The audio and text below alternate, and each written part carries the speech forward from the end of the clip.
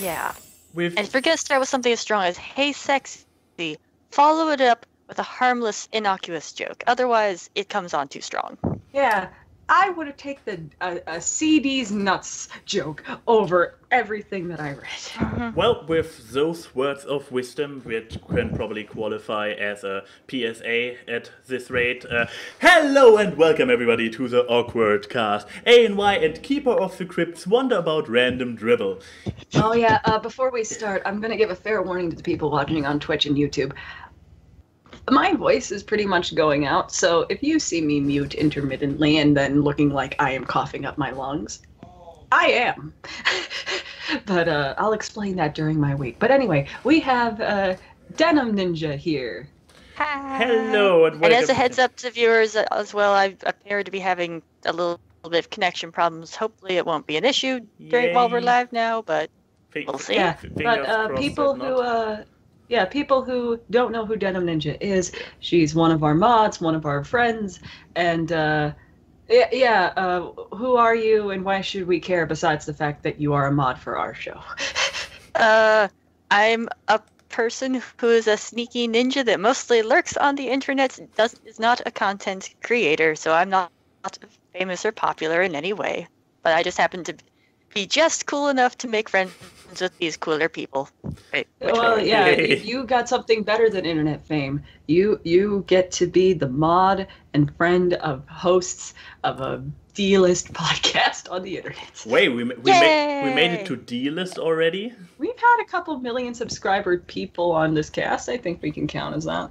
That's true. That's true. Admittedly, I'm not much of a content creator because I do have other things that fill up my time. It's not like I'm just sitting around playing video games all the time. I do martial arts and stunt, and I do film stunt training. So technically, I'm an amateur stunt actor. Oh boy. So I can brag that at least. And I guess I have something prepared for that. I've been in no movies though. Not yet. Oh, this is loud. Yes. This is loud. The project I am involved with. Wait, press my hands. There. Is this someone's film project? We're making a web series, slow budget. Are you actually one of the people in one of those shots, even though you are not? I'm not in this teaser trailer, but I am. Oh no, wait, no, not that one's not me. But I was briefly on the side of one of those. Oh, so I'm you're basically one of the person. generic mooks that I'm one of the generic mooks that gets beaten up a lot. Oh, you're like the putty soldiers in Power Rangers. Yeah, neat. Basically. So I'm not a face character. I'm just more of a generic mook. Oh no, I am dead. To make the heroes look awesome. Oh. Key, don't die! Oh, it's already happening. I'm trying not to. Bad. I'm bad feeling, for you. I'm already feeling like, God damn it, survive. I'll survive. Just if it looks like I'm crying, it's not because I'm sad. A sad thing is just happening to me. I am not sure if this makes it better. But yeah, anyways, Denim, welcome to the show. Nice having you. But yeah, being here, let us know what's going on in your life. Any anecdotes, fun or sad, anything you feel like sharing? Well, had a bit of an adventure the other day. Had to go to the airport and there. You're cutting out. You go to the airport to get on because you see, I was actually. Well, there went the connection, I guess. Oh. Yeah, you gotta make. There we go. Okay. Oh God, this. Now I have to close my closet. Now you're cutting out as well. This is not funny. Keyframe, say something. No, you're actually cutting out. Did you unplug something while you were leaning over? I literally cannot hear you. I'm now 2 people short. This is not a good show. I muted my mic. I muted my mic by accident. Sorry. Okay. Let's back ASAP and figure shit out with her connection, and that this gets better for the rest of the show. But I guess I can try to fill in talking about my week because I had fun shenanigans happening this week. Oh, do tell. Oh yeah, so as I believe I talked about now here comes the troubling part where you and me where you are actually already informed about, where I already talked to you about stuff. So it's a question how much is already known to the viewers of the show. So in the past, I had the big rearranging of my room. I'm pretty sure I talked about this. The big rearranging that was mostly aiming for creating. Okay, I know what you're talking about. You're talking about your TV, right? Yes. Yeah, you already talked about that. The reason why you rearranged your room is to get a TV. Everything else, it's only I know. Okay. So I rearranged the entire room. I moved my desk over here. I I bought a new stand for the TV and what? Nothing. It's something in my throat. Just keep going. Okay. No, and so yeah, I went on Amazon and finally after figuring out how to rearrange the entire room, I basically looked on Amazon for a day or two trying to figure out a nice stand and a nice TV. Had to buy it. I haven't even gotten to the funny part yet. Sorry. Just. Even though I'm not really sure it's funny in the sense of haha. No, so I ordered everything and it was pretty perfect timing to have everything. What? Is one of your posters off center or something? I don't think so, no. All right. Okay. No, so I had it actually basically all pretty good timed out. I even so last Monday, the TV came over by Amazon. I believe I ordered it actually on Friday, and I got it on Monday, and I was like, yeah, awesome. And I actually had already asked my neighbor to pick to let it in because great delivery times on Amazon. It's like it will arrive until 8 p.m.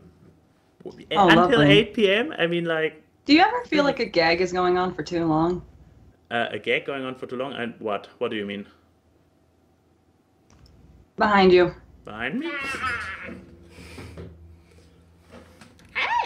Hi. Yes, people, we went that far for a gag. I know.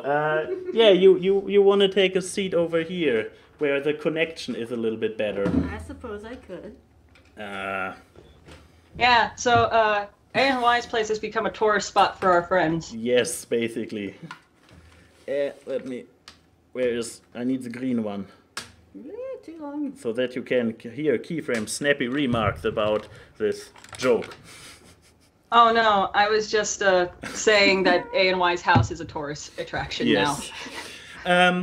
But yeah, nevertheless, the story actually is true, which I was telling. It is also the only event that happened to me this week, except for the fact that I now have tourists over here. But yeah, so I got the TV on Monday and I was like super happy. I unwrapped it, I put it in this. I didn't even have the stand back then. I put it in the stand and I plugged in the Steam link and I Netflixed it and I watched something on Netflix on it. I put in Steam link and I played something with a controller on a big screen from my Steam account. It was all pretty awesome, but I also noticed that there was some kind of blotch in the corner of the screen. I will just continue, even though I'm feeling bad. Just continue. Okay. If you feel badly every time I do it, the show's going to be 3 hours long. It's absolutely fair. So, but I noticed this blotch, and I was aware that Amazon is actually pretty easy when it comes to exchange policy. So I went on there and first was funny. So because I have everything set up on English on my computer, I typed in in English I have this problem with the blob in the screen in the chat, in a live chat support. Guten Morgen.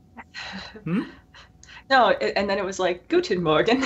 No. It was like then I saw a supporter log in.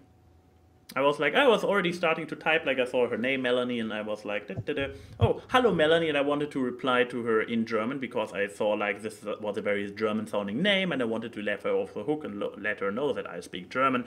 And before I even could send this Guten Abend, Melanie, so German greeting, I just got a wall of text which was basically, yeah, sorry, please, for English support you have to contact us via email. We cannot help you in that regard. For further information, click link, and pop, offline. And I'm like... You just got shut down by a copy pasta.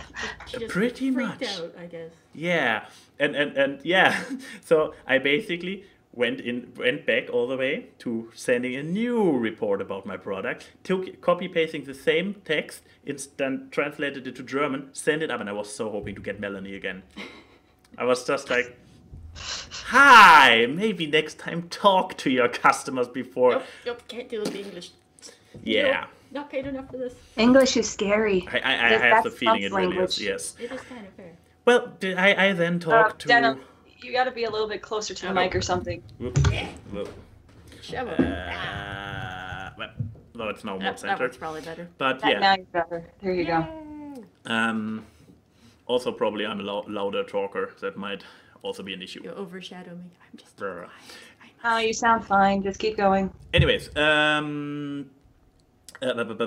yeah, so I eventually got a dude who was also kind of like they operate very by the book, very by a script, because he was like going through all the questions like, would you like to bring it to a pickup station, or would you like me to arrange a free of charge pickup at some day? And I'm like, it's a 50-inch TV. I guess I take the pickup if you don't mind. Okay. So we arranged everything, and the pickup got scheduled for last Thursday. The delivery of my new stand for the TV got scheduled for Thursday. And it also said the new replacement TV would arrive on Thursday. I am like, work, colleagues, which are usually colleagues, I would like to do home office on Thursday to get all my deliveries at this day without stressing too much of my neighbor. And they are like, yeah, do this. And I mean, the good thing is, so my stand got delivered. Even the pickup guy, who was like 8 a.m. to 8 p.m., somewhere in this window we will come by and pick this up. Very narrow window there. Very narrow. Yeah, I window know, there. right? It's like, who works anyways nowadays, am I right? And so nearly everything played out until then in the evening. I'm like, well, my old TV is gone.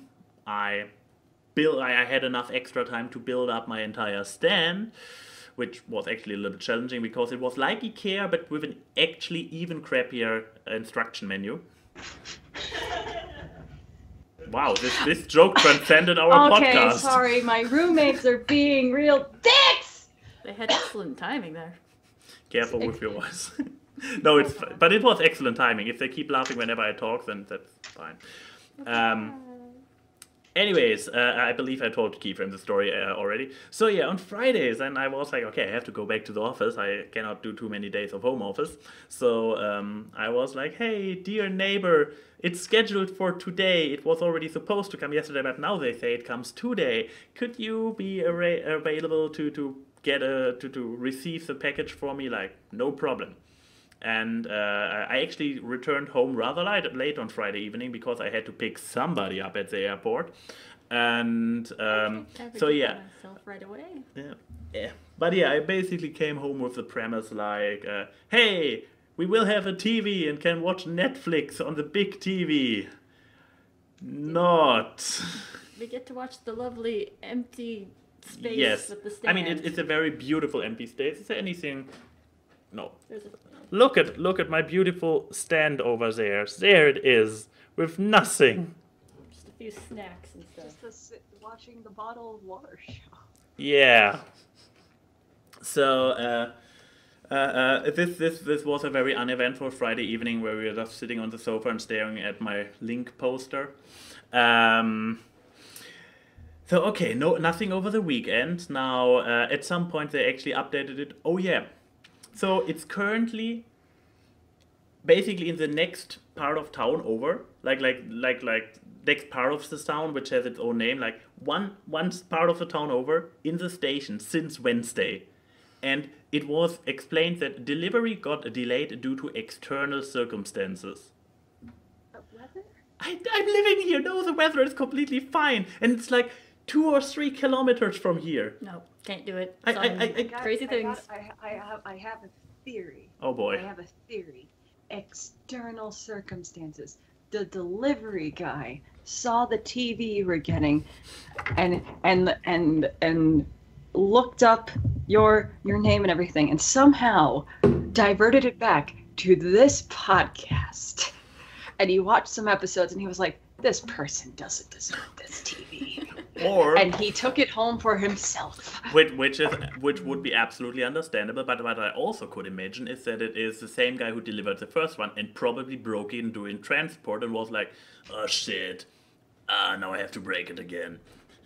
But yeah, no, wrong direction. Yeah. It's fine. But it's not perfectly aligned at all. By the way, everybody, I believe is this the first time where the entire wall is visible on the AWKWARDCast? Yes, so you see Raptor, Twilight, Tempest, art from Eurofurence, Miraculous Ladybug, Zootopia crossover. Yeah. Lots of stuff. Fur Dance, a sad tiger, and art by Tony Fleece. Tiger? Snow leopard, sorry. No problem. No, but yeah, at this point in time, I'm just waiting and hoping that it arrives on Monday or Tuesday, because Monday and Tuesday, my neighbor was already like, "Yeah, it's no problem, put a note into the window, I'm there all day." So, yeah, that's my current hope, that it arrives. So, Denim, do you have any funny travel stories? Oh, yeah. A couple. First of all, for more than long enough, I guess. First of all, I'm from Colorado, so I left for Denver International Airport, which, if you're not familiar with it, has an interesting large number of conspiracy theories surrounding it. We've got... Like what? Well, first of all, a lot of it was built thanks to funding from the Freemasons. This is an actual fact. There's gargoyles. There are, like, just by the baggage claims, they're just random stone gargoyles watching over your baggage to make sure nothing happens, you know. It's all fine. I watched Disney gargoyles in the 90s. I know what's going up there on there. Yeah. There's to get from each concourse, there's a long, like, train tunnel, and the tunnels go longer than the actual concourses. So there's all these theories that there's actually this huge underground part of it, even though the thing is built in, like, very open, flat ground. Colorado was the first state to legalize recreational marijuana, right? No, technically not. We were the first to legalize medicinal marijuana. Technically, either way, Oregon's you know what people votes are were actually tallied first, and it was legalized there first, and then we were legalized later that same day.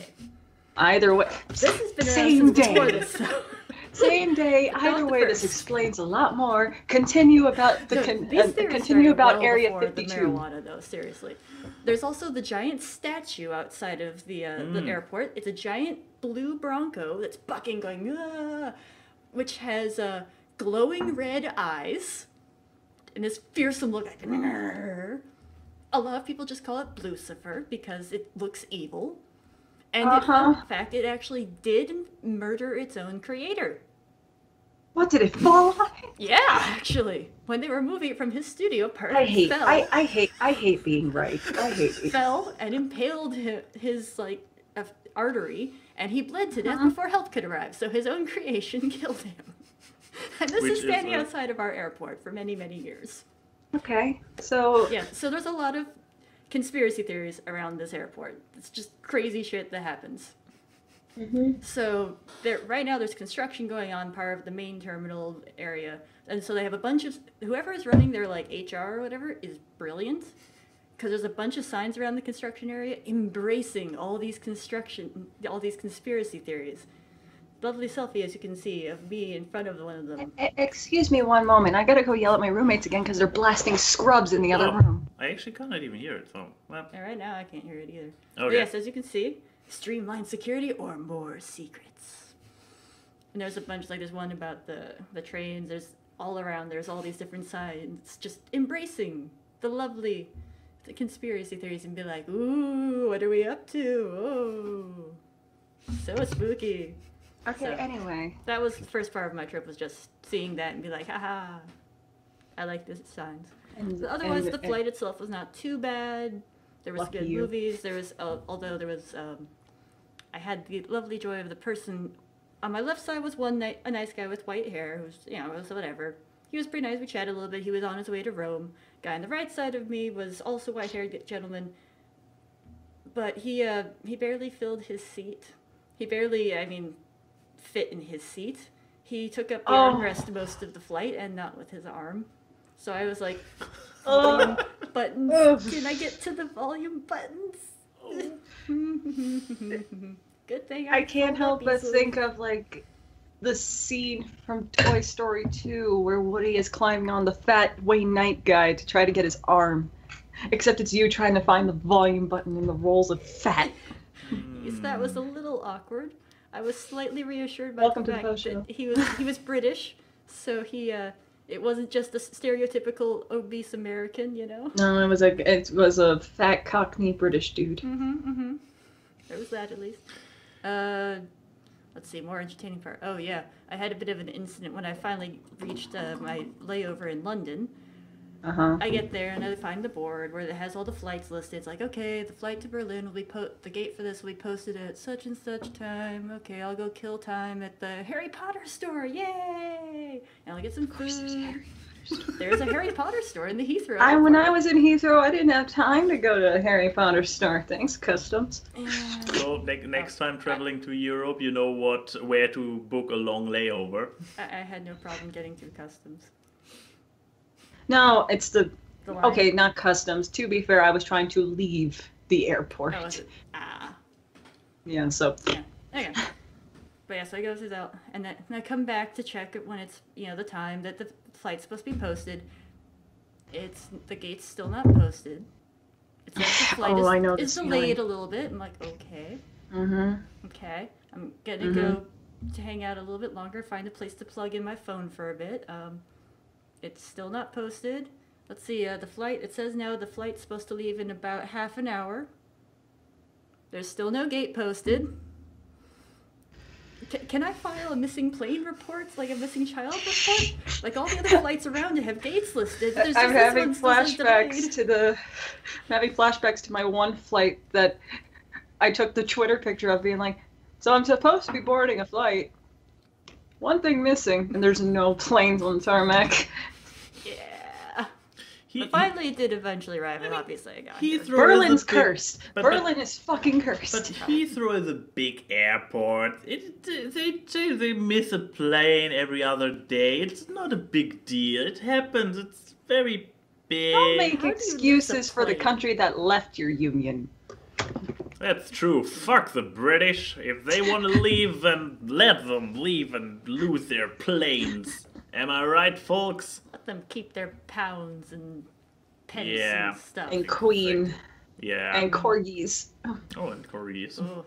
I also saw a gift shop there that had like a mask of the Queen and other members of the royal family, so you too can run around with the Queen's face over your face. Well, when the purge eventually happens, we know where we're gonna shop. But anyway, besides that, was that all the fun anecdotes you had? Because I have stories. Oh boy, here we go. Yeah, that's pretty much all I got from the flights. Okay, so my week sucked. I'm just gonna say bluntly, most of this story is just Saturday. So incidentally yesterday. Yeah, but like most of my week kind of sucked. The one, not much was going on. I was just working. Started working on a new Game Grumps animation because I'm working on 2 right now. Just to mostly because for the Game Grumps or no, not officially for the Game Grumps, for my own channel, but I'm having a lot of fun. One of them is a more ambitious one that's like almost 2 minutes long, I think. And this other one is, when you take out the intro, roughly maybe 45 seconds. But it's called The Mysterious Stain. And basically, it's back when when they had a smaller couch, and it's them asking when is there going to be a couch for guest grumps, and Aaron gets really mad, and Danny says, I feel like I have a bit more credence to ask since I'm the one that has to sit next to the giant white mysterious stain. Hold on. This gives me a break from talking. So mysterious. Here's the thing. I got the inspiration for this from watching another Game Grumps animated that used the same audio, and I was watching and I was like, I can animate this better. Ooh, not better. Ooh. Not better. Fighting It's a fine. not better. It's a fine animation. I have a different vision for it. So Fair. That's the better way of stating it. So I'm just gonna put this in the chat. It's only a few it's a really short video, but you'll get the vision that I'm getting from it. Making put it on the screen. Yeah, there we go. Whoop. I do like this guy's art style, though. When are we getting that new couch so we can have guest grumps? Would you shut up with the new couch thing? I did a fucking AMA on Reddit, and everyone was like, "Where's the new couch? Where are you gonna buy the new couch?" And it's like, that's none of your business. First of all, that's where my butt sits, not yours. It doesn't make different kinds of funnies. Well, you know what? Like, I gotta tell you, I feel like I have a little bit extra credence to ask that question, considering I'm the one who has to sit next to the giant white undefinable stain. I know what that is. It's semen, so shut your mouth. I like that Danny's nose not half of very his head. undefinable now, is it? Yeah. Good news. It's jizz. Next question. But yeah, it's a short animation. But no, I will say this. This is actually going to be the one that I put cameos of my friends in there as like the people who's asking the AMA questions. And at the end when Dan's like, "Good news, it's jizz," it's him sticking his head out of someone's computer screen yelling at them. Which the AMA questions is me and ANY, and then the one Danny's yelling at is Lauren.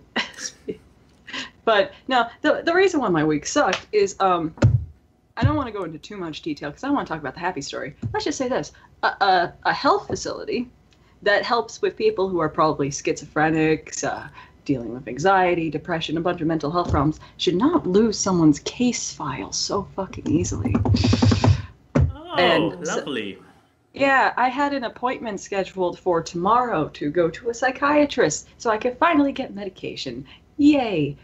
They lost my case file, so I have to go schedule another appointment with a social worker to refer me to a psychiatrist so I can get it. You know when I'm going to go see a psychiatrist? Probably in November, so. Anyway, and they had all those things. They just poof. They had my case file. I had to tell about the process of having to get a psychiatrist. You have to go meet a social worker, and you have to tell them everything. So basically, I had to describe 8 years of stuff. Happy teenage and childhood, teenagers and childhood. Yeah, happy teenage and childhood like years. This. For them to give me the approval to go to a psychiatrist. Who then tell the same story again because hey, nothing is more fun than reliving those memories. Yay. Yeah, and then they, then they figure out what the line of action is, what do you need, what medications you probably want to try, therapy sessions, all that stuff. But so not happy. That's why I'm a little bit salty. But this makes Saturday all the more better. So happy story time, because this week ends with a good note. So you're probably wondering why my voice sounds awful, and I either sound like an ASMR channel or the Crypt Keeper. Yesterday, yesterday I asked you, what would you rather do with your Saturday? My dear friend Lauren, the Abbey Roadie, my best friend in the world, we've known each other for 10 years, a decade. We met, just a little backstory, story time. We met in a DeviantArt chat room. Back when people used those, we were just talking about the Beatles and stuff, and then I asked her. I didn't know they existed. I didn't know that DeviantArt has chat rooms. Oh, DeviantArt does. And then I asked her for an art request, which was the Beatles dressed up as Scooby-Doo characters, which was, I was 11 when we met. I was a young kid. I haven't grown that much. But, and then I drew her art for Christmas. She drew me art for Christmas. And then we just became best friends ever since. And we've been friends for 10 years. And she's basically my only friend from back then that's still here now. She introduced me to the pony fandom and all this stuff by showing me like Children of the Night and Snowdrop and everything. And she was the one to encourage me to do art, make videos, pursue animation as a career. So I wouldn't have met ANY, I wouldn't have met Golden Fox, I wouldn't have met anyone if it wasn't for Lauren giving me the push to do that. Because I used to be, given my history of happy teenage years, very insecure to do things. And she was like, no, you can do it. And then I did. So to celebrate 10 years of friendship, she messaged me the week before, being like, hey, did you know Ringo was performing at the Greek? And I was like, no, I didn't. Oh, well, guess who got tickets? Yeah, guess who got tickets? And I'm like, no, you didn't. Yeah, I did. No, you didn't. Yeah, I did. And I was like, and keep in mind, these tickets were $100 each.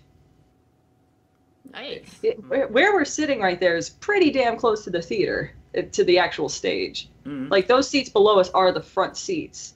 So basically, you know, the people blocking us are the people who have the bougie. You have tables there. It's, if anyone's ever been to the Hollywood Bowl or any like fancy amphitheater, that's what the Greek theater is. So we went down there. We had dinner at this amazing place called the Mess Hall, which has it's a pretty cool gimmick. They have something called loaded dice, where you pick the spirit and the bartender goes hog wild and makes a random drink, and you can't change it. You just pick the spirit that you want to be the base.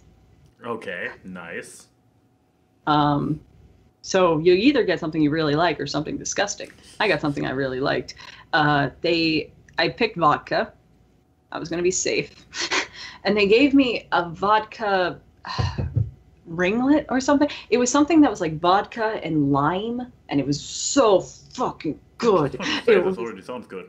It was a classic cocktail. So if anyone knows a classic cocktail that uses vodka and lime, please tell me. Because it was...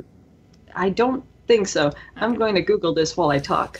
So Moscow Mule, then. Vodka cocktail lime. But so we did that. It was just nice. We were just chatting and everything. And then we made our way up to the Greek, which we walked. Thank God we did. Because this thing is up a hill, and while we were walking, we were just seeing the deadlocked traffic and people parking. And I'm like, why would you do this to yourselves? Just walk. It's so much easier. A fancy car. Yeah, I mean, this is America. You don't walk anywhere, please. What are you? Gimlet. It's called a gimlet. A vodka gimlet. It's really good. I recommend. But so... we got there, we got our seats and everything, and, you know, we were just getting ready. I kept taking a bunch of selfies because I could not for the life of me think my hair looked okay. Yeah, that's a vodka gimlet. It was so fucking good. That looks absolute vodka, lime juice, a little bit of ginger beer. It's good. And then Lauren, fucking bastard, she kept looking behind me and doing faces while I was taking pictures. And then I did that, and then I did that to her. So there's this one picture on her Twitter that she's taking a really nice selfie, and then I'm behind her going like, Papa bless. We have the best Twitter threads. Can I find it in short time? Yeah, come on, do this. Abbey Roddy. It's the Abbey Roddy. Close enough to find it. Twitter search is good like that. But yeah, for people who don't know, that's the stage of the All-Star Band. So you have, yeah, there we are. And then my reply is basically a similar picture, but her doing it to me. Because she was, the caption for her tweet is like, I gotta feel like somebody's watching me. And then the reply is, no, click on the tweet. Yes, I click on the tweet. And then I get no privacy. Her fucking face. I hate her. She's my sister. But, and if people don't notice, we were both like, we need to dress up like 60s. So I don't have any 60s things with me, surprisingly. That fit me anymore. So I had like a 60s mod dress that was like very thick stripes and stuff. So I looked like early 60s. And she's dressed up like Paul from Sgt. Pepper's. So... she was the hippie and I was the mod, so that worked. But yeah, and then the show. Yeah. Oh my God. Hey. Look, I have a suspicion that my fellow guests here, as well as maybe half my audience, you guys don't know much about Ringo or the Beatles, or maybe not a fan of that type of music. They have the funny hairstyles, don't they? I know that. I've seen a couple of them. I say with full confidence, if you have the chance to go to an all-star band show, you have to. Because it's not just a Ringo concert. It is 5 concerts in one. Because the All-Star Band is a fucking super group. Not just consisting of, like, okay, good thing I pulled up the website. So you have Ringo as, you know, the main headliner guy. Then you have Steve Lukather from Toto. Ray Rowley from... So you have people from Toto, Santana and Journey, 10cc, and Men at Work. So you have all these people performing their songs together. So you can have the drummer for the Beatles playing the drums during Africa. What about that does not sound cool? And so they did their set list. So you have like Ringo doing like Matchbox and Don't Come Easy, Boys, all of his big songs. Yellow Submarine, which the entire theater just started singing along, and it was beautiful. That song is so fucking cheesy, but it's a good kind of cheese. But then you have like 10cc doing Dreadlock Holiday and a bunch of other songs. You have Toto coming in doing Rosanna, yeah. And then the best part is when you hear the opening stings of songs, you hear people going, yes, realizing what the song is, because you have people from Men at Work. So you hear the beginning of Down Under, you know, I come from a land down under. And you hear the do, do, do, do, do, do, do. And I heard people going, fuck yes. Black Magic Woman by Santana. Amazing song. Mm-hmm. And then you have, of course, Lauren went crazy when they heard them tuning the keyboard for Africa. And then Steve Lukather was like, I heard, if you've heard, a band called Weezer have recently done a cover of this song, and the entire crowd roared. And hearing Toto sing Africa with the lead guy from Santana and the drummer of the Beatles is the most mind-blowing fucking experience. I love it. And then it was just an amazing show. Yeah, it's like hearing the 70s and the 80s just come together and sing everyone's favorite songs. And it's so good. And then at the end of the show, because this was actually the last show for this year's tour, of the American tour, and they were performing with a little help from my friends. That's what they do at the end of every show. And then they had Joe Walsh and a bunch of other classic rock stars that were also in the All-Star Band beforehand come on stage. So you have this stage full of 70s and 80s rock and roll legends singing with a little help from my friends, and then Give Peace a Chance. And it's fucking mind-blowing. And here's the thing. The best part about the show, though, is it's a rock concert.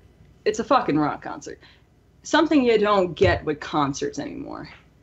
The solos.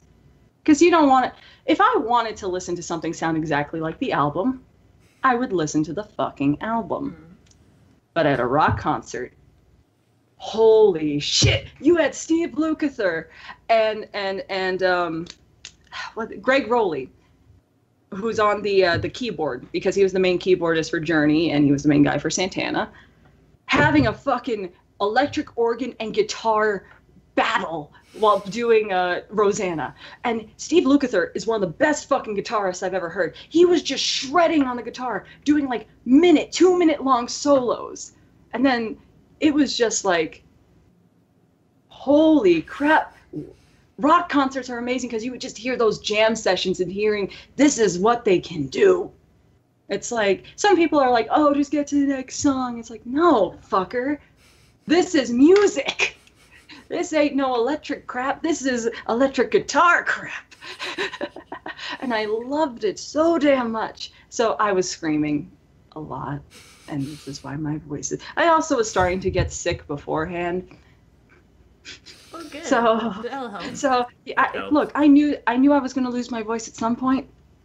Might as well be during a fucking badass concert.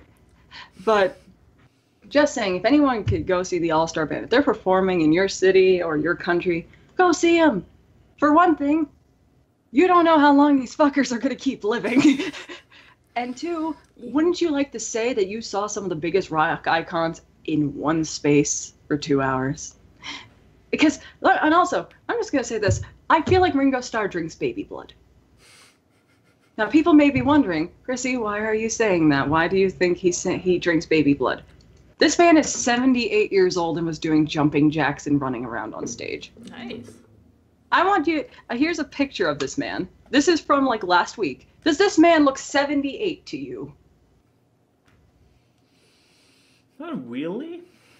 No, he looks fucking 50. I mean, he dyes his beard. I just want to say, if it might be, but it still looks natural enough to dye. If he does, he doesn't. He actually does not. No, he doesn't dye his beard. How would you know? How creepy of a fan are you? He just doesn't dye his beard. How do you know? It is. He has salt and pepper because you can see that he has a little bit of gray, but it's not. Which means he can't dye it because if he dyed it, it wouldn't be salt and pepper. It might start to grow in a little bit, and then you can start to see the salt. But he keeps himself trim. But that man does not look 78, whether he had a grayer beard or not. This man drinks baby blood.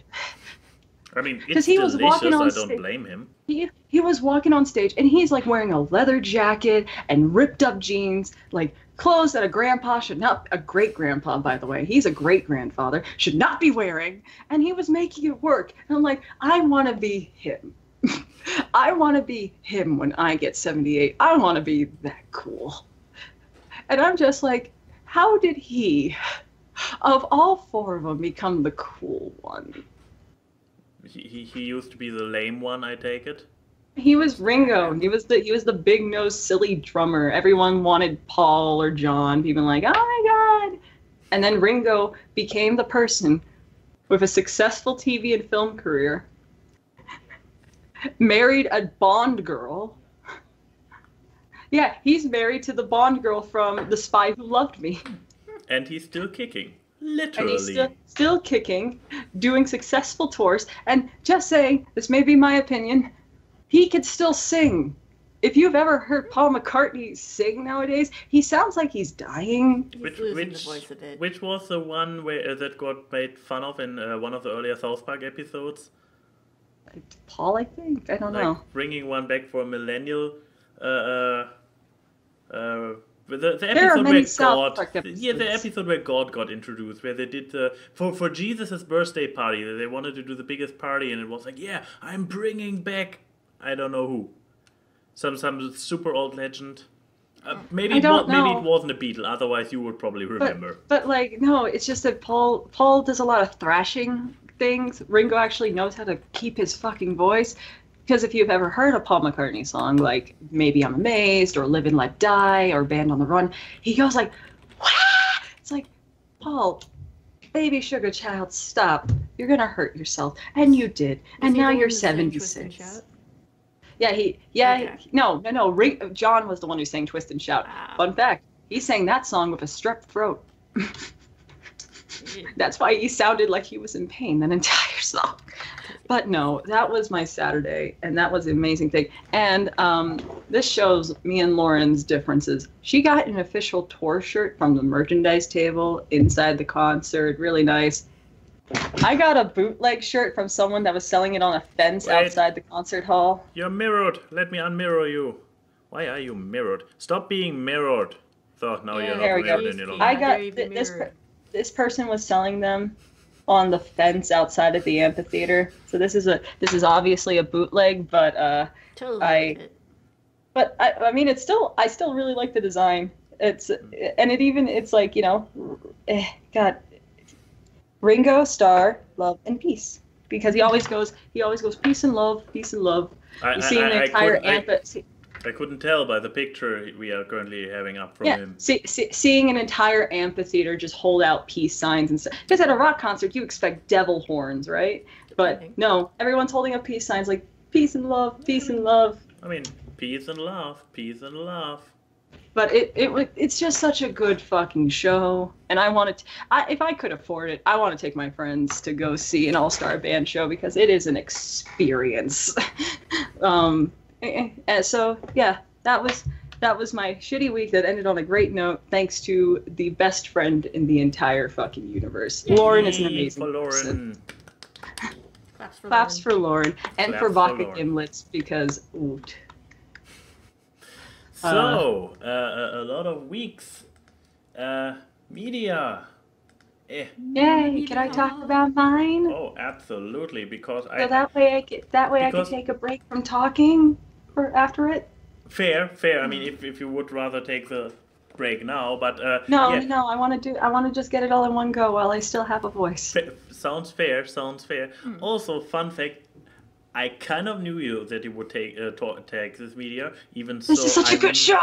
Even so, I missed that you apparently already announced to be taking this media. But yeah, 2 other people in this podcast might also coincidentally have marathoned it this weekend. And I was like, Key is going to take it. We need other media. I cannot steal her media again. So yeah, Keyframe, please tell us about... Hilda! This show is amazing. I can confirm. My god. Agreed.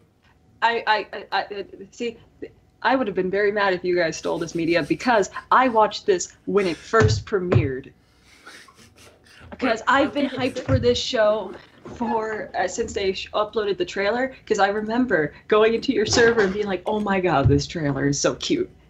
But yeah, I believe it's actually based on a comic book or something. Because yeah, it's based off a graphic. Like a comic book. It's based off a graphic novel series. What the fuck? Sorry. It's based off a graphic novel series, but Hilda, I would argue, is the best animated show on Netflix. Ooh, that's okay. Make your I call case. it the cure. I call it the cure for BoJack depression. I can see where you're coming from. But here's the thing. To me, there is no episode of Hilda that has a drop in quality. Now, what is Hilda about? Hilda is about this little girl who used to live in the wilderness, and in this world, there's just supernatural, creatures like elves and giants and creatures like deer foxes and trolls. They all just exist in this universe. People know what they are, and it's just kind of like humans live there. And she has to move to the city, and it's the adventures of her interacting with these city people that are perfectly content with fencing off the supernatural. They know of it, but they'd rather not interact.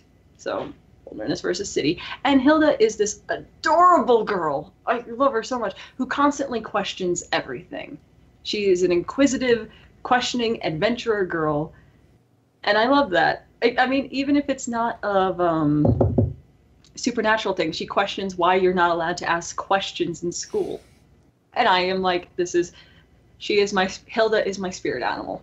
And then you have her friends, Frida, who's this very by the books person. David, this Charlie Brown knockoff. Who gets better? But let's look like at him. Even his nose is more rounded. The eyes, David is this cowardly guy, but he gets better over time by gaining more confidence. That's a great thing about Netflix shows. They do have character development.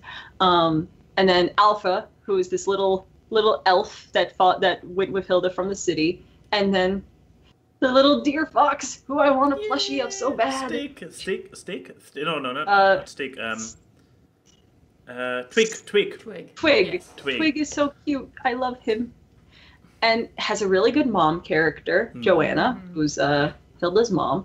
And just all these wacky, weird ideas and characters like Thunderbirds and Weather Spirits and all this stuff. And the show is so good. Aesthetically, it is the best looking Netflix show.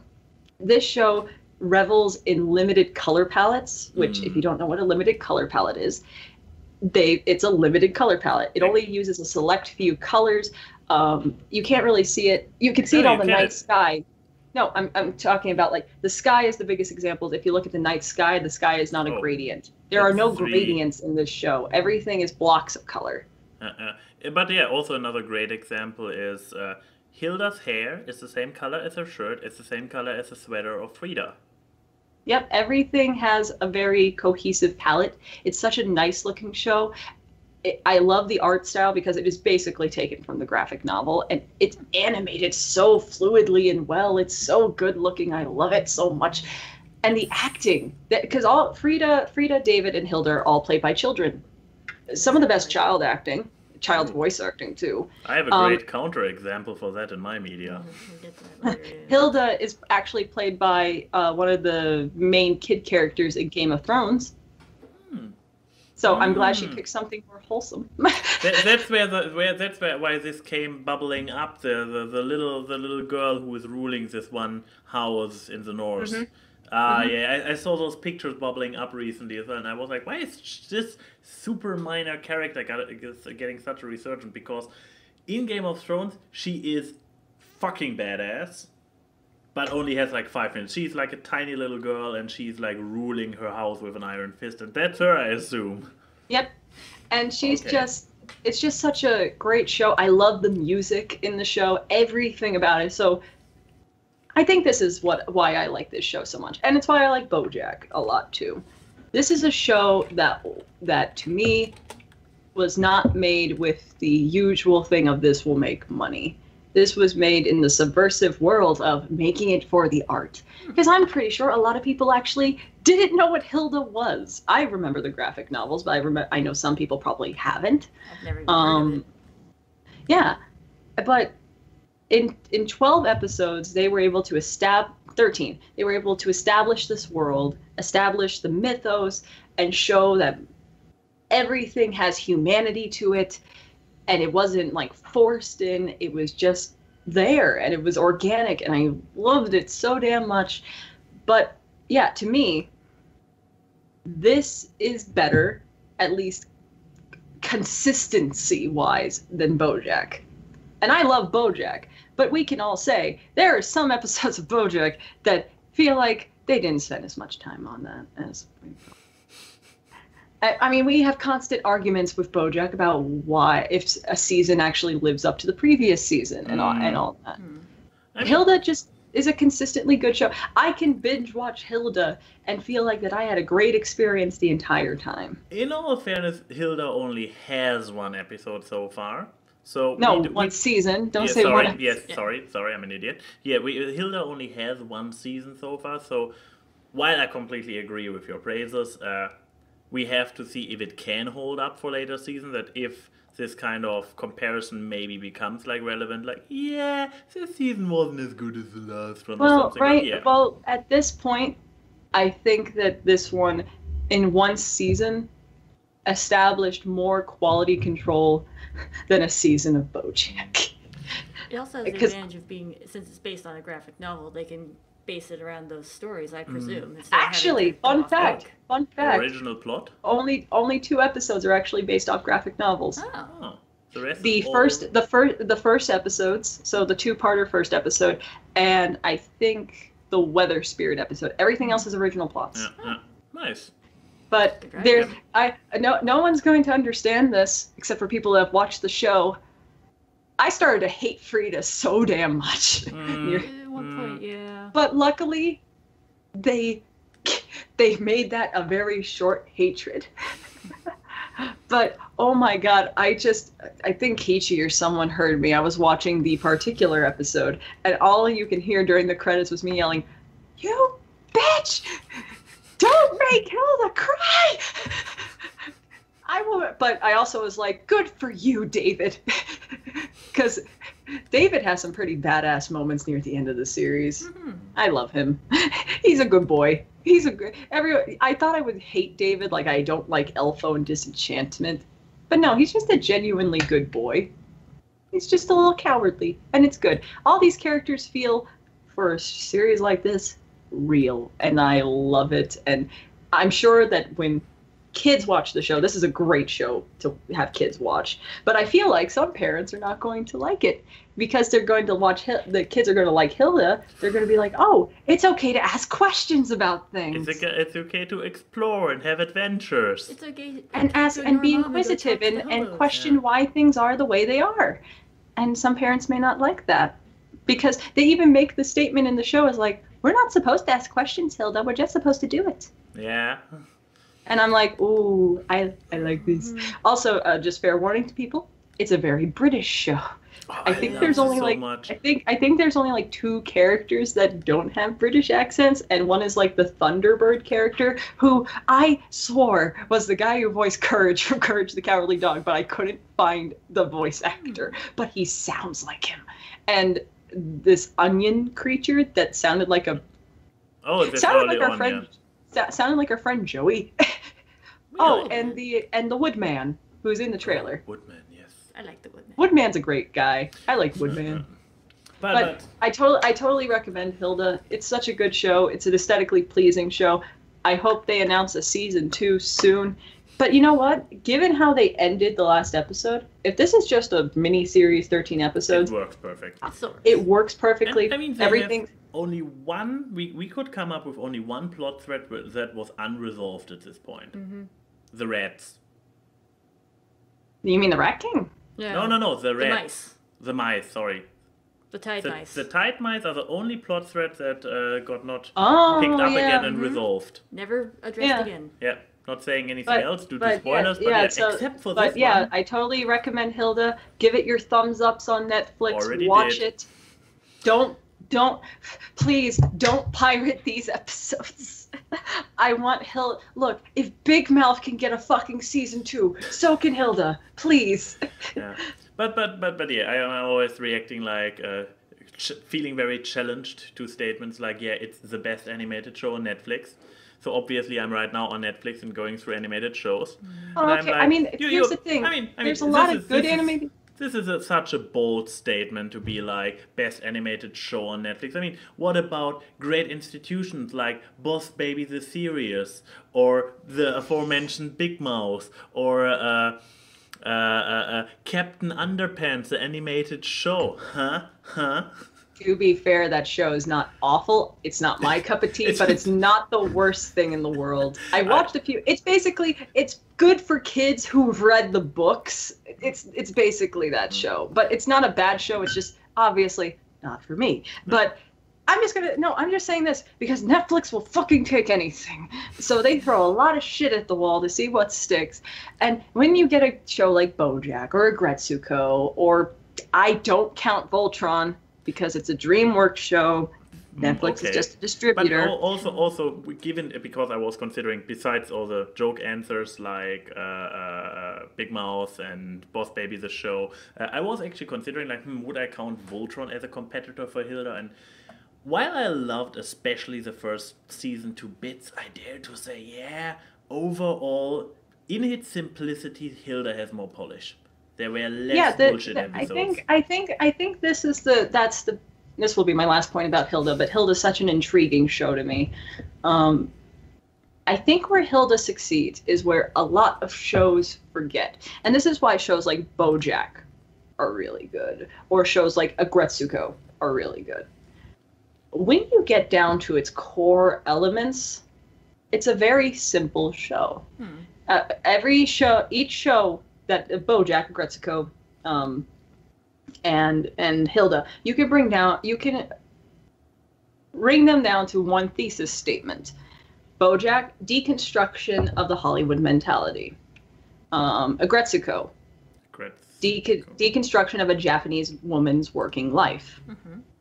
And then Hilda, which is kid going on adventures.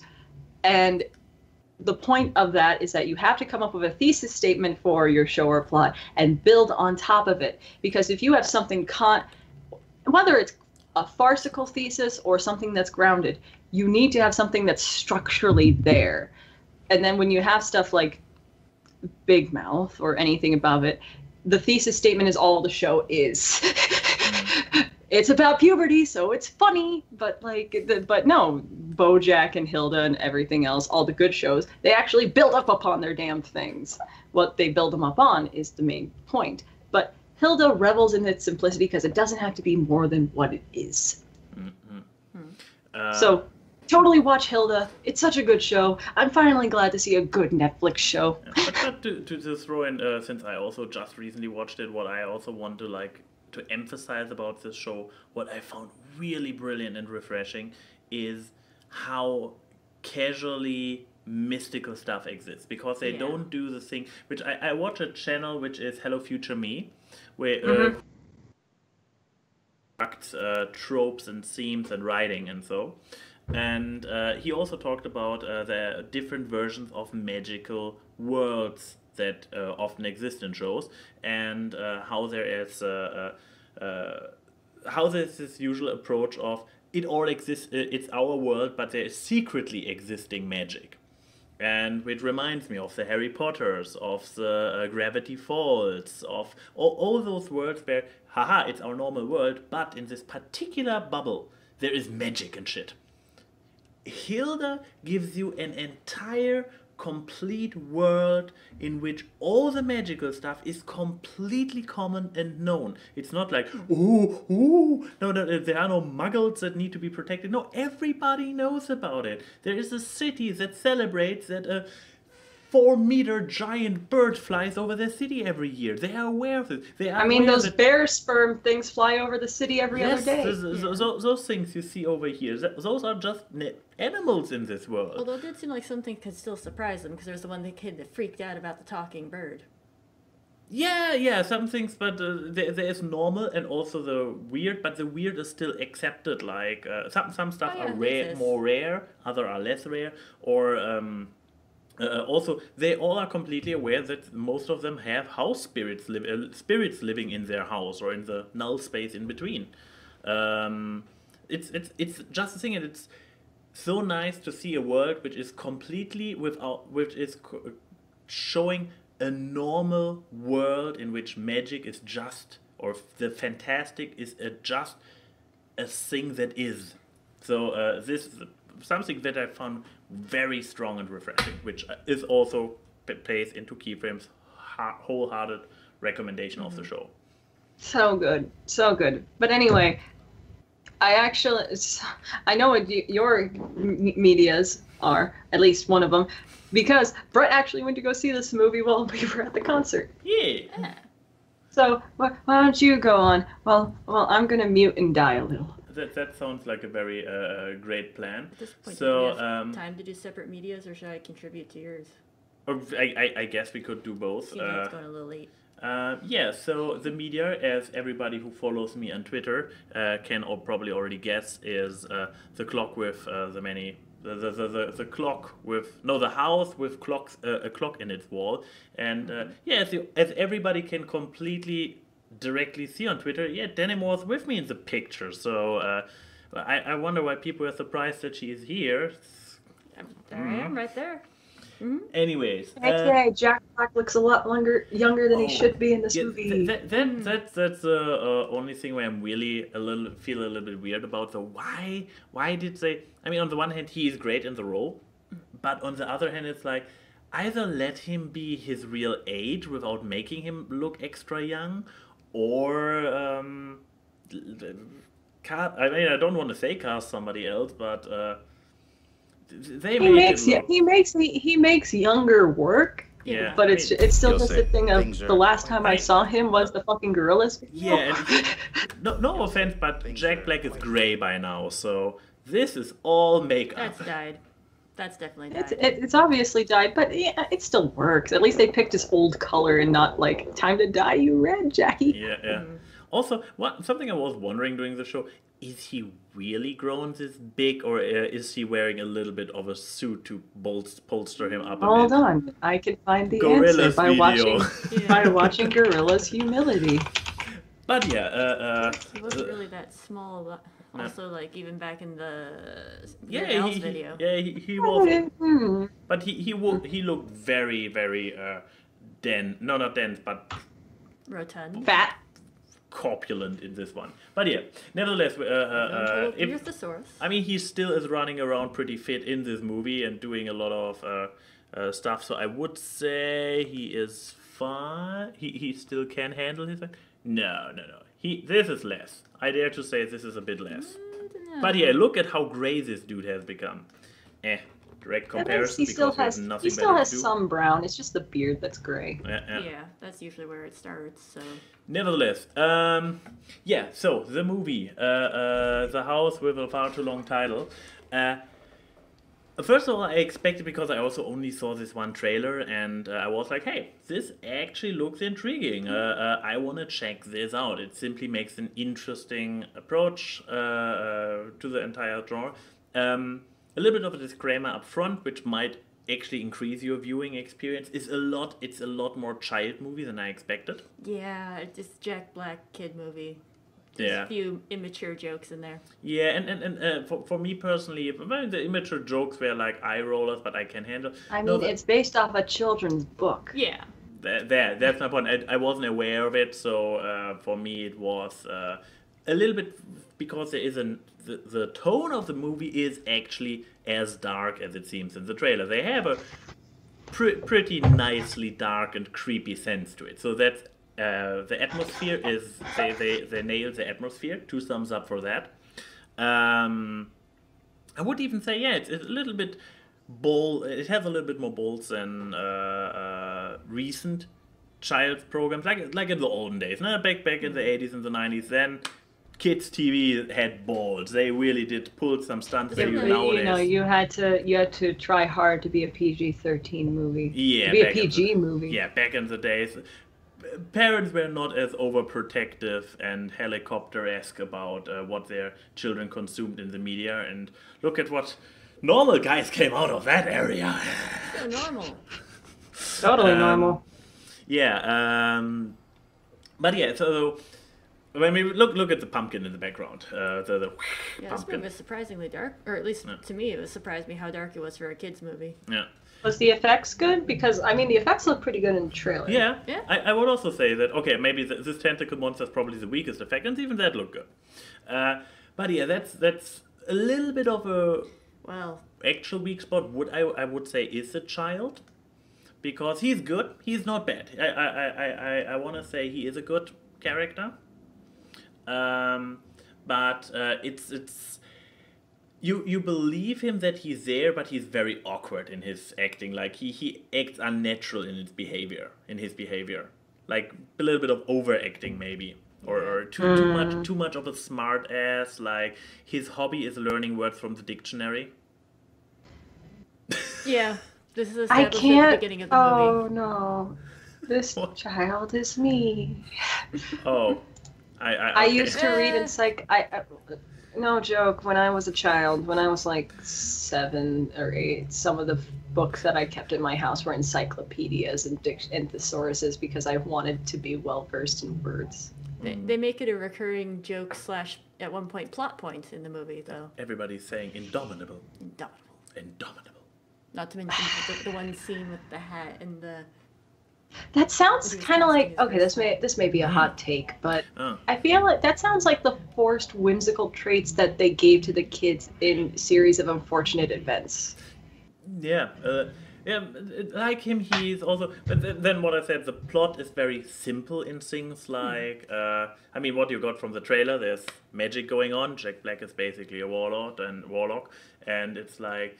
The boy comes in the house and stumbles across it and is like, can you teach me? No, please, okay. And then he teaches him magic. This kind of simplicity of a story, which is actually, I will be honest, good for a kid's movie, but for my personal taste, I like it a little bit more complicated. So this is me being a grumpy old dude who cannot appreciate a nice and simple story. But then again, I could appreciate Hilda. So something in this movie doesn't... Well, Hilda, I would argue, sounds more cleverly done. Probably. It probably is. This was much more upfront. Yeah. Simplicity. More shiny, more sparkly, less experimental with it, I guess. But Jack Black is his normal charismatic self, I would guess. Absolutely. As Wolf had said earlier, Jack Black is still dope. Yes, he is. He's not like as overtly like super excited, big and loud as he is in some of his roles. He pulls it back a little bit, but he still has that like manic look in his eyes. Which fits his role. It's just the right level of manic. Like. So Poe, because Poe is one of his ironically being a giant panda, one of his more balanced characters. Yes. Still backed a little bit back down from Poe. Yeah. Not quite as eccentric. This character is a little bit more serious. Yeah. No School of Rock Jack Black, but more. I mean, it's Grandpa Black. Because the story is actually pretty serious, and Jack Black, while being a little bit eccentric, he is not goofy. not goofy. He's just eccentric. Well, I it's like the that. one scene with the fez and the saxophone. But Yeah, that's- but okay, that's the there's closest one I ever scene, got. but he has fun in the scene. His character A is supposed to fez have... and a saxophone? I gotta see this Yes. movie. Probably. I mean, you can already identify with the child because he's fez reading the comes dictionary as a hobby. Shut up. So I said this in confidence. We said it to the whole podcast in confidence. absolutely. I know how many views this gets. I know this is not Wow. gonna leave. Burn. But anyway, you would It's true. recommend this movie? I probably would. I would not declare it as a must-see. But if this kind of genre that I described, like spooky with a nice dark undertone, but at the end of the day, a kids movie that has an uncomplicated solution, that has that is, besides all the spookiness on top, has a very kid-friendly undertone, I would say yes. It's a good look. It's a nice watch. Probably better than some others in his regard. I mean, I would say if you think, for example, about the animated ones like Paranorman, I would say Paranorman is better, but Yeah, Paranorman is amazing. pretty. Yeah, but this one's still good, very solid work. Will not end my personal Hall of Fame, but this might just be due to taste reasons. I mean, yeah, somebody who doesn't like horror movies. Not a big horror person, so this was still good. It was enjoyable to me. It didn't have any like, oh no, I'm gonna be traumatized forever, spooky. I can't look at the TV anymore. Oh my God, the now creature I'm from the looking ring up. might come out of there. That only lasted 1 night, 2 nights. What I That happened. I'm looking up Jack Black's filmography to be like, what are some bad films he's done? And the first thing my eye went to was Shark Tale. Oh, wait, Oh, he he was in the was in Shark movie Tale? Biodome? Oh yeah, he was in there with Titan Snake. the poor guy. He's done some things, some better than others, you know. Overall, he's pretty good. Like it happens. But yeah, the dolls in this movie were very creepy. He was in a movie called Sex Tape as the owner of YouPorn. An uncredited role, but it was still... Sorry, but I'm gonna click away from that. Yeah, which probably brings us to our last media.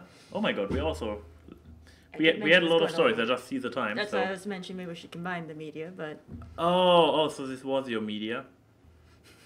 well, To I can say- still Did touch we on this move one on to shortly. questions?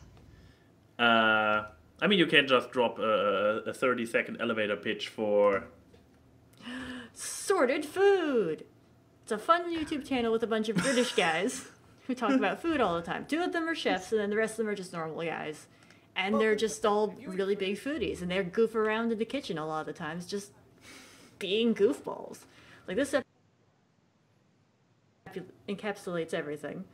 It's just them goofing off, trying to have a competition of making food with cereal. But then, like, as you can see, they actually get dressed up in pajamas. And this video will keep going. We're not going to watch the whole video, obviously. No, but These are the normies, the guys that aren't actually chefs. They're just guys that like food. And then they're being judged by the 2 chefs who are sitting over on the couch. And they even commented that this one guy is lovely without his pajamas and rocking the mic on his chest hair. Yes. Yeah, you Because can see apparently that he he sleeps shaved. He must have shaved beforehand because that would have been a very stupid idea if he didn't. Oh, yeah. Oh, here's a better angle. Wait, where's a better angle? Oh, the one where they had the Oh yeah, there's a better angle. right, the lovely mosaic.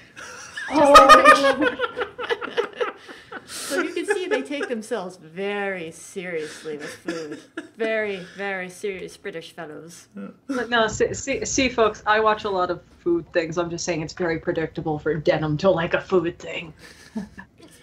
I'm a foodie. What can I But say? okay, let's see. I I'm a am Denim too, Ninja but I'm and a not pig showing chicken. binging But with no. Babish every week. Now the presentation, Also a good what show. they actually, what the 3 amateurs made. Are those M&Ms in there? No, that was granola and something. But yeah, So yeah, they're just full of lots of wit and banter because you can tell they're all legitimately friends. And so when it's banter between actual friends, it's always that much more entertaining to watch because it just comes out so much more naturally and I need comfortably. to I mean- watch this later. probably. Oh, yeah, I mean, yeah. obviously a link down below as There's always. also like other great food videos where they have the chefs like analyze these cooking devices and implements that they bought off of Amazon or other places and try to figure out what they are and if they're actually worth the money or not. a lot of times they're highly skeptical of them. They're like, I can do this easier though. Why would you pay that much for this device? What? But yeah, about the tone of the show, I watched one episode where they basically, while the one dude is talking into the camera, because they do this while cooking, the other dude sets his recipe on fire and he doesn't notice. Then at some point, puts it out and then like, This sounds like a serious version of, okay, so the Grumps for their 10-minute Power Hour did like a 4-part series with AWKWARDCast of doing a parody of the Great British Bake Off by trying to cook things. This sounds like a serious channel-wide version of what they fucking did. Probably. Okay, could be, but No, yeah. Oh, they also did like a food like collaboration thing with Good Mythical Morning, Rhett and Link. Oh yeah. You know, if Rhett and Link's in there, it's going to be good. Oh yeah, they were like, well, this is the best. I think it was a donut or something. Yeah, they were. This is the trying to best find donut in New or York something. because of this. Well, this is the best one because of this. So, Donuts are donuts. They're all good. Except when they're... Yeah, I myself, guys, My you can taste see, is I already excellent, Odie. I don't know subscribed to what you're them talking about. because they are entertaining. They are light cost for your viewing diet, whatever. I guess with that we probably need to. There's still some video playing somewhere, isn't it? I still hear something. Yeah, let's answer some questions. Question time. We skip it for today because I don't have. Yeah, it prepared. We're already late. sorry, Rob. We love you, but make a 10-second version. Once again, I can make it and turn it into a 10-second version. Well, okay, I don't just be need- lazy. Okay, from Odie, who changed his name to Charlie, so I'm going to call him Chody. Ask Awkward, if Denim is in the podium, who's going to ask the trick questions? I think you answered that yourself. Bam. Okay, that people actually... Valis the Dragon asked, what other Netflix shows besides Hilda do you... See, these people knew that I was going to talk about Hilda, too. What shows besides Hilda do you recommend? Okay, I guess one show each. I actually recommend a show that's not animated.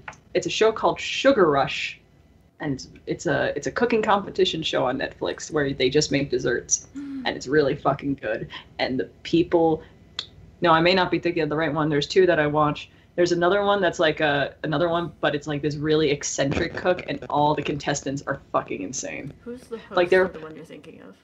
There's this one lady who's a stay-at-home mom, and she talks about how she likes the feeling of flour on her hands, and you just see this clip of her sifting the flour, and she's touching it like, ooh, and then it cuts to this other lady who's just staring at her like, I'm glad I'm not eating that. But look up any cooking competition show on Netflix. You'll find a good time. There's another good one that's hosted by Chef Duff, who used to be on Food Network as a Ace of Cakes show. Oh yeah, I love Ace of Cakes. That's a good one too, because he keeps like, whenever they mess up the competition, he suddenly comes over and starts helping, and it's like, Duff, isn't this supposed to be a good competition? He's a good boy. Though. He's a very good but yeah, one that's a little bit more of a slightly normal show is Sugar Rush, and very creative ideas and stuff. So that's a good one. But the question was a different Netflix show, or yeah, a different Netflix show besides Hilda. Oh, okay. So one show. I mean, I already gushed about plenty of shows in the past, so I don't want to go with one that I already promoted massively. I'm just trying to go for something not animated because I'm getting more and more of a stark realization. I watch a lot of animated stuff on Netflix. I love Netflix shows, so I guess just offhand I'd say Stranger Things. I mean, it's a little, it's starting to be more mainstream these days, but it is a good show. I find it very interesting. Friends don't lie, says my shirt that's on the ground. And it's got it does redemption arcs that are actually believable, not just shoehorned in, and good kid actors. Excellent kid actors. Trying to find, because I talked about far too many already. Season 2 does get kind of even creepier than the first one, if that's something that anyone watching has trouble with. Well, for a psychological horror fan like me, it's perfect. Yeah. But yeah, Hilda we just talked about. I talked about Voltron in the past. I talked about BoJack in the past. I believe we mentioned Big Mouth in the past, which probably is it's not actually... To be completely real talk, Big Mouth's actually not that bad of a show writing-wise. It's just, one is butt ugly. Yeah, the art style is butt ugly, and the writing is meh. They don't try to create high art. It's really more about the anecdotes and the weirdness of because I recall seeing I Hate Everything talk about it. It actually, surprisingly enough, he makes actually hard analytical points about it, where he's ranting about the inconsistency of how the puberty monster works. Yeah, And, like it's not an awful show, but it's like they also are just having fun with it. Yeah, it's just like, hey, remember all this awkward stuff from being a pubescent? Yeah, let's make a cartoon about it. I talked about Agretsuko? Hey, why don't you recommend Neo Yokio, the best anime? That could have been your pick, actually. I know. I wanted to pick something legitimately good. Dragon Prince I still haven't seen. I recommend checking it out simply for the fact that it's made by the other creators of Avatar. I've watched it. It's really good. Oh, now I need to watch it. God damn it. Castlevania is good. Yeah. So much stuff I want to see. I still haven't seen so many. Dirk Gently I haven't seen. I do like Dirk Gently too. I didn't realize that. Have you seen Castlevania? Black Mirror, no. Castlevania also not. With anime, I'm always a little bit scared to watch it on Netflix because often enough it only supports Japanese and German. Castlevania is not an anime. It's not, but nevertheless, if it is a Netflix original, they actually provide it in English as well. Like, for example, the Deadly Seven Sins. Maybe let's go with the Deadly Seven Sins, and I believe I didn't talk about it yet. No, you haven't. I would remember. Good. At least one of us has a memory. Seven Deadly Sins. Oh no, let's talk about the actual Netflix original How to Train Your Dragon spin-offs, which are probably not really counting because they are DreamWorks again.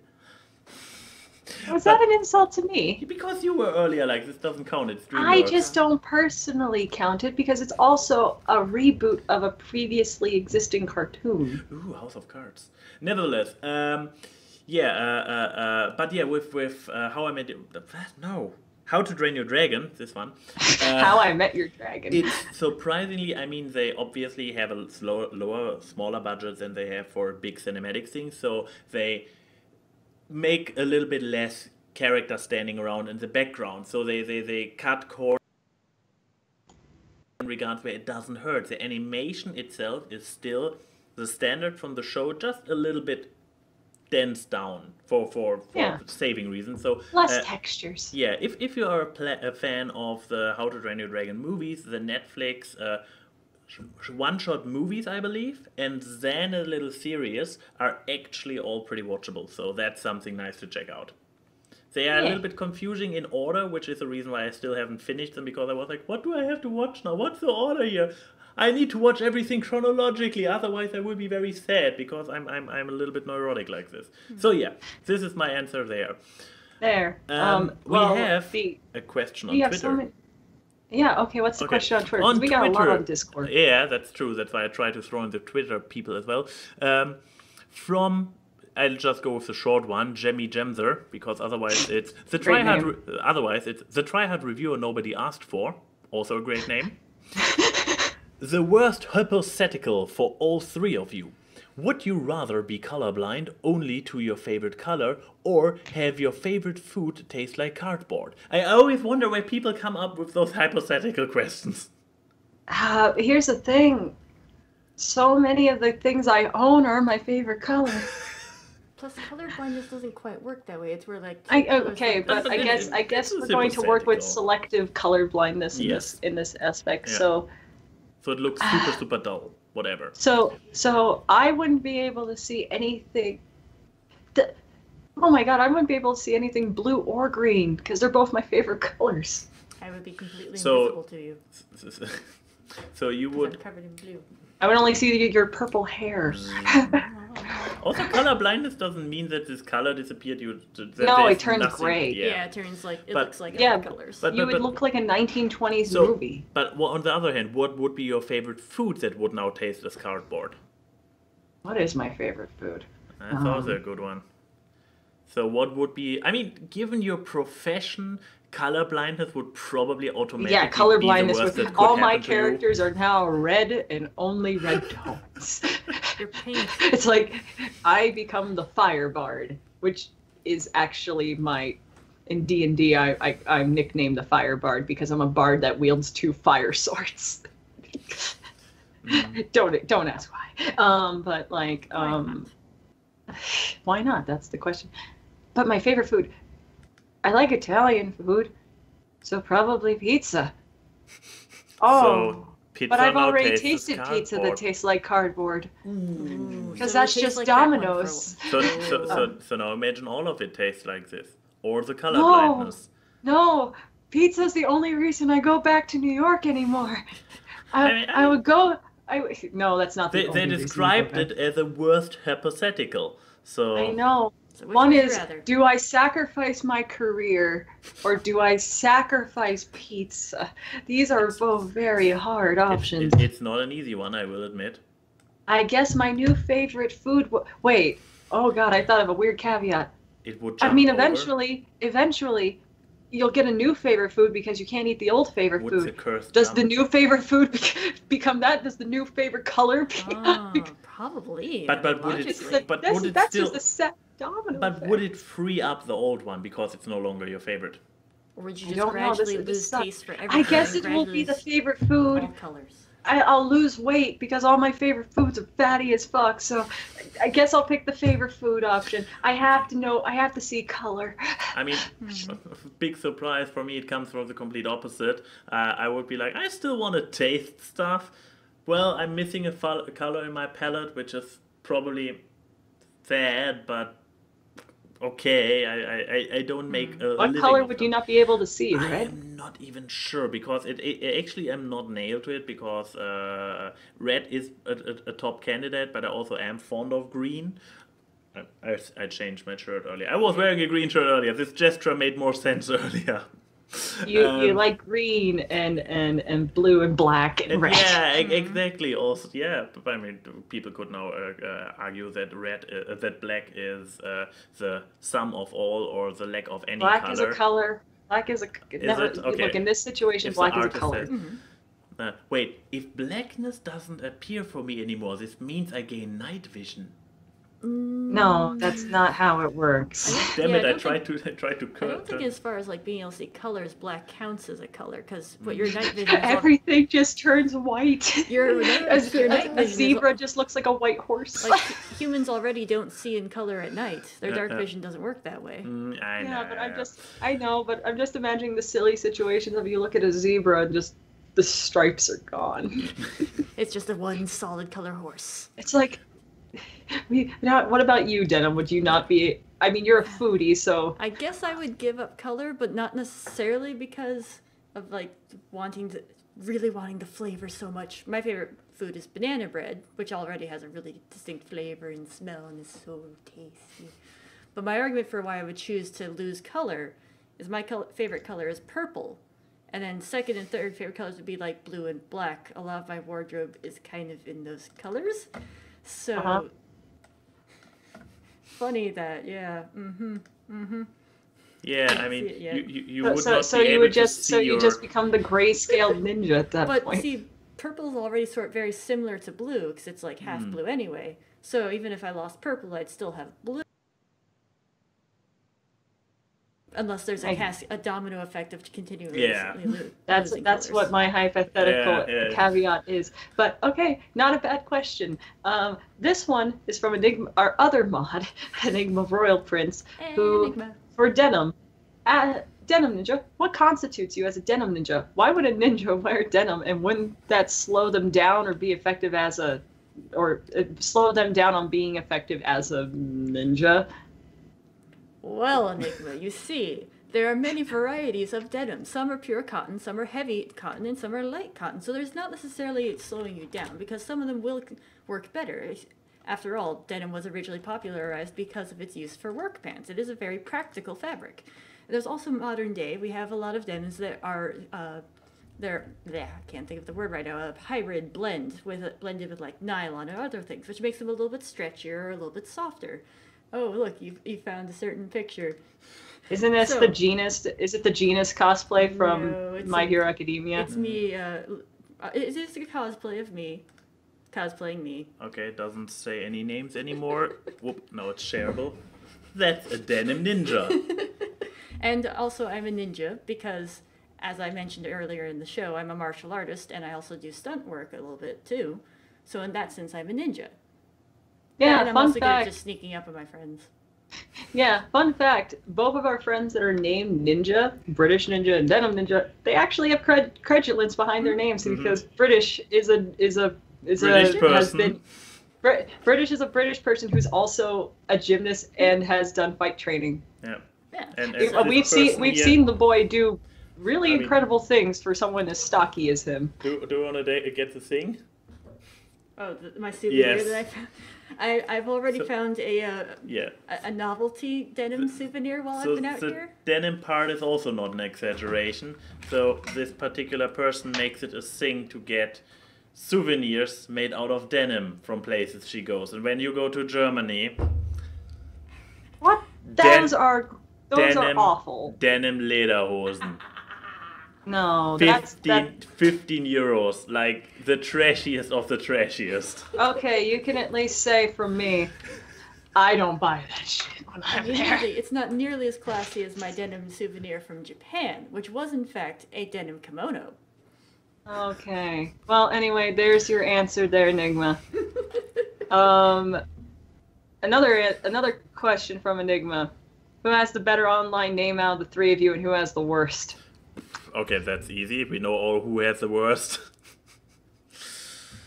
Excuse me, I think my name is pretty darn good. Yeah, that's what I'm saying. Like A and Y, the original, before I invented the way to write it. The phonetic name? Yeah, before I invented the phonetic name, it was like pretty horrible. Like, oh yeah, I mean, for people who know the history, it was originally, let me spell it out in the chat, it was originally spelled like this.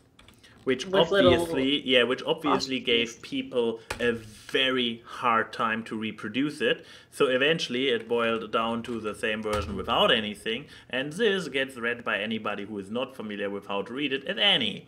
So, this is why his discorded version is actually called Danny, between friends. Yes, discorded A&Y is Danny. But also, importantly, very capitalized. Oh no, this was one N. The N is actually small. Sorry for that one. Screwed that one up. But yeah, where does this joke come from? From ANY1 is anyone. So it's also, the E is not supposed to be capitalized. Nevertheless, it's a horrible joke worked into this stupid, overcomplicated way of spelling. And now he's shackled into that name forever. Exactly. And then I came up with a phonetic writing way.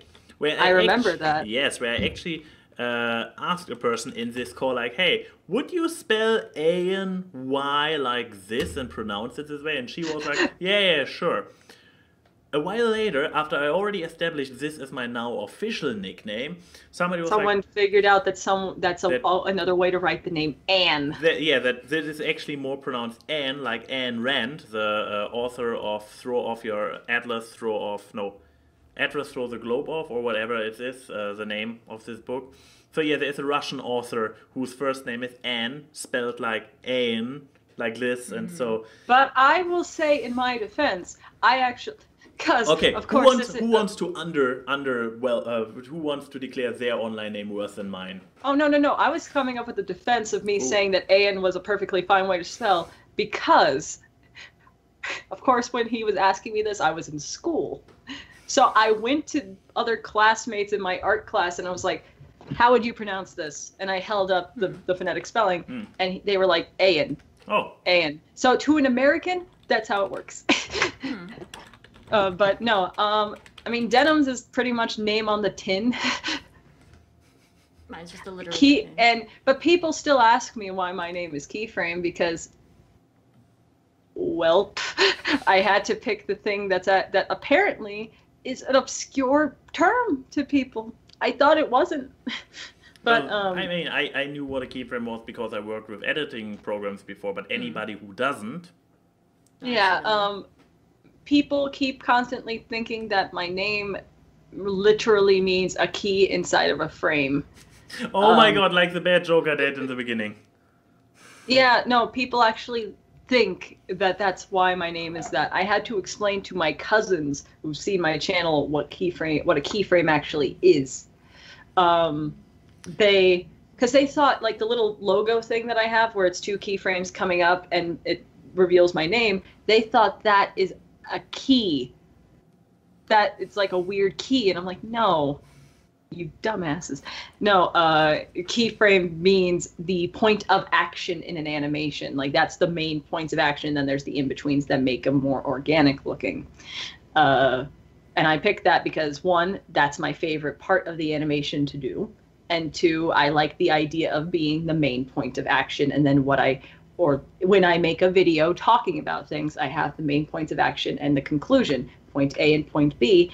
And then in between is my explanation, the in-betweens. But there's actually a lot of layers to why I picked this name. But what about Cosmic Chrissy? You know what? Actually, that's an interesting thing, because Cosmic Chrissy is the first name.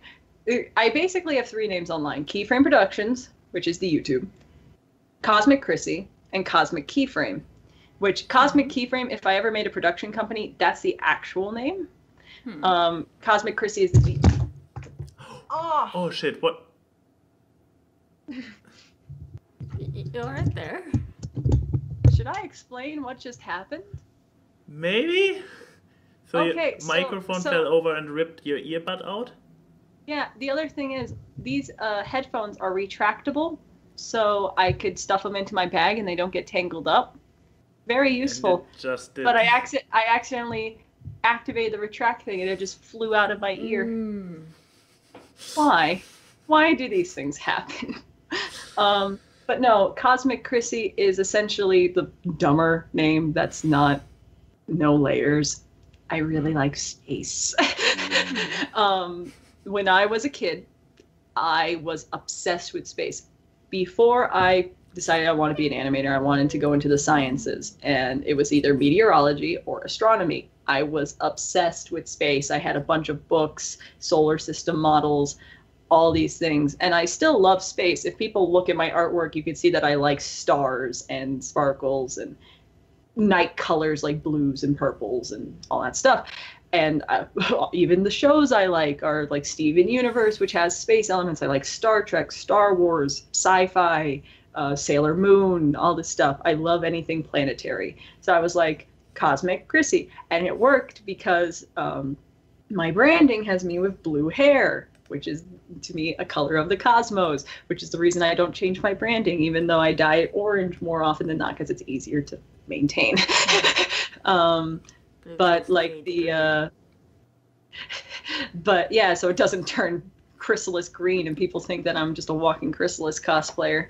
But I would say Cosmic Chrissy is the worst one out of the 2, simply because people don't understand why I picked Cosmic. They think it's just a random adjective. No, it's simply because I really like space and I have a huge astronomical knowledge of things. Where would you rank either of your online nicknames? I say Keyframe is actually the very creative, clever name when you actually think about the point of a keyframe. And then Cosmic Chrissy is just my name with Cosmic in front of it. Well, Denim, your case? My case? I would say mine is the best because what you have with my name is what you get. I really like denim. I am a ninja. There you go. Yeah, so I think that what about your other online nickname? Which one? The cookie one. What, Tasty Cookie or Lol? Oh wait, right, you didn't know about that one. Lol What Ninja? Lol What Ninja is my Tumblr. That started out as a joke that was a prank on my friends. I snuck into their art stream with that name, and they're like, oh, this just seems like a generic DeviantArt user. And I'm like, oh, by the way, remember that thing? And they're like, you sneaky ninja! No, I was talking about the cookie one. Oh, Milano? Yes. My real-life nickname? She has a similar story than my nickname.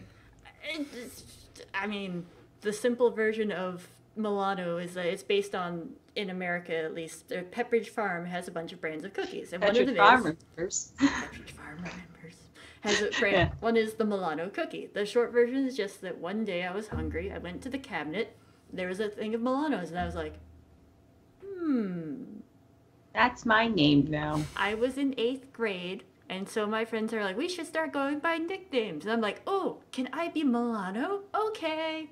And then just after that, all my friends just started introducing me to new friends as, oh, this is Milano. And so it just stuck. And so I have a girl's name and you have a boy's name. Because Milano is technically a masculine word. Can I say that my original internet name? Oh boy, now it's probably the worst one. You challenged ANY1? Okay, I want to see it. Okay, I am going to spell this name out in the Skype chat, and I want you guys to try to pronounce it. Shawave11. 11. You know what it actually is? Please enlighten us. Shaw Avenue 11, so which was the street name of my old elementary school and the age that I joined DeviantArts. At least it wasn't your home address. No, I just picked Shaw Avenue 11, and I liked it because we had a statement in our elementary schools that the sun always shines on Shaw Avenue, and I thought that was a very positive thing, so I named it Shaw Avenue 11. And I kept this name until I joined the Brony fandom, and then I changed it to Cosmic Chrissy. So I had that name for a good 4 or 5 years. I mean, if we're discussing cringy early online names, if we're talking early online, elementary school, shortly after the internet had just started becoming a thing accessible to the public, because I'm old, one of my very first online names was Cooler. I am cooler than you. You made me think of my first YouTube DBZ name. Wasn't even a thing yet, so this had no reference to the DBZ character. I don't know if I should say this old YouTube name because I don't want to know if that YouTube channel is still up. Can it be worse than Jeff? No, it's worse. It's worse. Oh. I used to make because I had this back when I still lived in New York when I had this, so I was under 10 years old. Please tell your YouTube name. Nobody might have used this knowledge. No, I'm not going to say my YouTube name. I just know that I was under the age of 10 when I made it, so I lied on that YouTube sign up thing. But I was under 10, so I must have been like 8 or 7. And the name was a reference to something Scooby-Doo related, and that's all I will say. And it was bad. Shaggy For shame, Doo. Lying about your age. No, it's not. No one ever. It wasn't Shaggy Doo. But no, I'm not going to say the name because I still haven't figured out a way to take down that channel because I tried logging into it. 444. No, look, I had enough people calling me Velma. Though I will say, there's an unfortunate consequence to my current name. In that my family calls me Kiki to separate me from my older cousin that's also named Chrissy, and they thought that I named myself Keyframe because there's key in it, and I'm like, no, I didn't want to involve you guys in my name at all. Buddy, I have a perfect last question. Good. What? So, also by Enigma Prince, I'm not entirely sure what he put into his cereals this morning. It might have been cocaine because he was on fire with 5 questions. He asked like 5 questions, yeah, so one of them I don't think is a question. Yeah, the last question was baby shark, do, or a left shark. Oh, it's a reference to a meme. It's a meme. I guess. But nevertheless, so... What's the one dance each of you can do perfectly and can we see a live demonstration of these moves? Is this a no. What? Do you want us to do Fortnite dances? Because I don't know them, and the only reason I know Fortnite dances is because fucking BTS did them with Jimmy Fallon. Thanks, Philip, for telling me this. Why don't you guys go first? The sick person should not be the one to dance. Are you gonna do the white man? I mean, as old trigenarians, we're gonna do the same one, I think. I guess that's the plan. Okay, let's. Oh, you're off camera. Yeah, I probably will stay off camera. There's not much. I'm too tall for this. This setup is not. Why are you guys doing the same dance? Because we're nerds. Okay.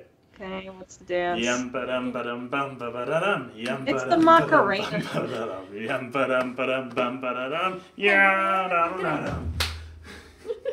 Okay. I want to point out we did not practice this. Nope.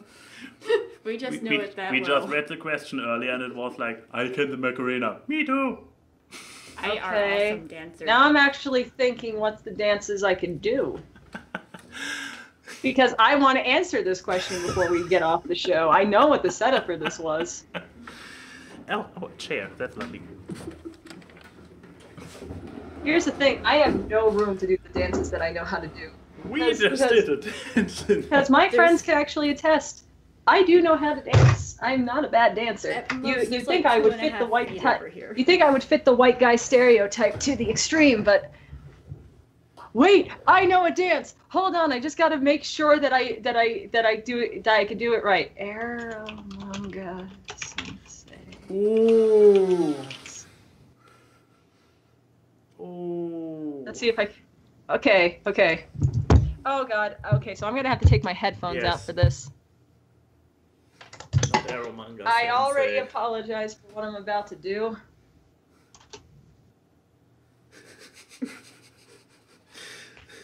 Oh God! Oh no! You okay there? Tell me you guys did the show. Well, I guess mean, we could end it here. Yeah, But I feel like the spot's a little. I guess Don't try to do a spin with sneakers on carpet. There's my lesson for today. Yes, and this was pretty. This turned a little awkward. A and Y and Key say hi to the people in the chat. The meme has seen on this live stream and talk about random crap. It's time for AWKWARDCast. Random guests and funny gags. It's the AWKWARDCast. Artists and analysis. You do not want to miss the AWKWARDCast. It's the AWKWARD.